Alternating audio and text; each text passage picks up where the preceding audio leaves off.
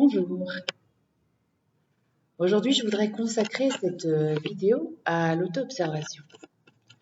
S'observer est un outil basique pour apprendre à mieux se connaître. Je vais vous expliquer en quoi. Nous sommes la majorité du temps complètement enfouis dans nous-mêmes. Je veux dire par là que nous sommes tout le temps en train de penser, que nous nous identifions à nos pensées, c'est-à-dire que nous sommes nos pensées. Ces pensées génèrent nos comportements, nos attitudes. Et ces mêmes comportements et attitudes viennent renforcer nos pensées. C'est ainsi que nous arrivons à penser que nous sommes ce que nous croyons que nous sommes.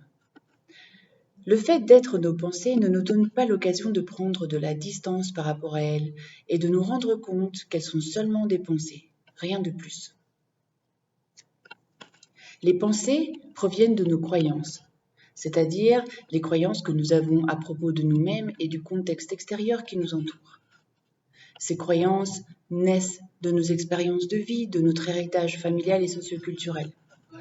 Et le fait que nous soyons exposés à répétition à certaines expériences de vie dans le cadre du quotidien familial et socioculturel nous amène à ne pas questionner les croyances qui y sont liées, et c'est de cette façon que ces croyances deviennent en quelque sorte une réalité à nos yeux.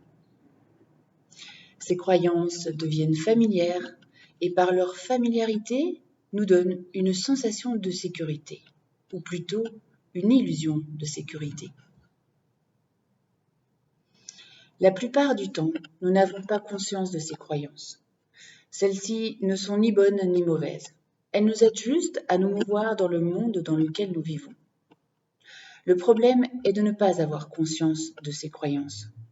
Certaines peuvent être limitantes et nous amener vers certaines incongruences dans nos attitudes, comportements, que nous ne comprenons pas. Quand je parle d'incongruence, je veux par exemple parler de ces situations que nous vivons de manière répétitive, qui nous font souffrir et vers lesquelles, sans comprendre pourquoi, nous retournons alors que nous savons qu'elles nous font souffrir. Mais comment pouvons-nous les comprendre si nous n'avons pas conscience des croyances qui sont à l'origine des pensées qui génèrent nos comportements? Si nous n'avons pas conscience d'une croyance que nous avons, nous n'avons pas non plus l'occasion de l'évaluer et cette croyance continue de jouer son rôle de vérité, générant ainsi un comportement de pensée qui génère à son tour et de façon automatique un certain comportement. Ce comportement va venir à son tour renforcer la pensée qu'il a générée et qui va renforcer la croyance de départ. La boucle est bouclée. Nous nous retrouvons ainsi dans un cercle vicieux. Ce cercle vicieux fait surgir une souffrance. En réalité, cette souffrance nous est d'une grande utilité, car elle vient pointer du doigt le fait que certaines de nos croyances sont inadéquates. Elles ne nous correspondent plus.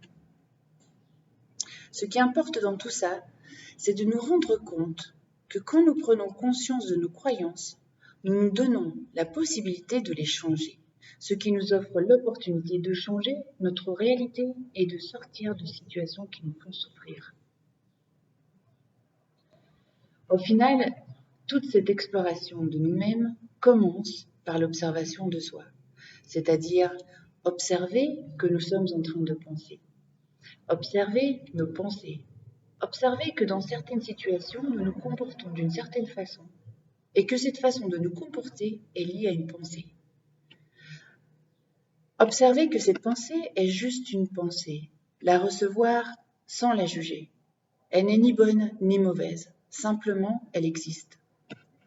En observant nos pensées, nous pouvons avoir accès aux croyances que nous avons sur nous-mêmes et sur le monde qui nous entoure. Pour toutes ces raisons, je trouvais important de parler de l'auto-observation, car apprendre à s'observer soi-même nous offre une ouverture sur notre monde intérieur, et cela nous aide à mieux nous connaître et nous donne l'opportunité de modifier notre réalité pour nous libérer de certaines souffrances. Je vous laisse ici avec ce thème Prenez le temps d'y penser et de l'expérimenter s'il a éveillé de la curiosité en vous. J'espère que cela pourra vous être utile.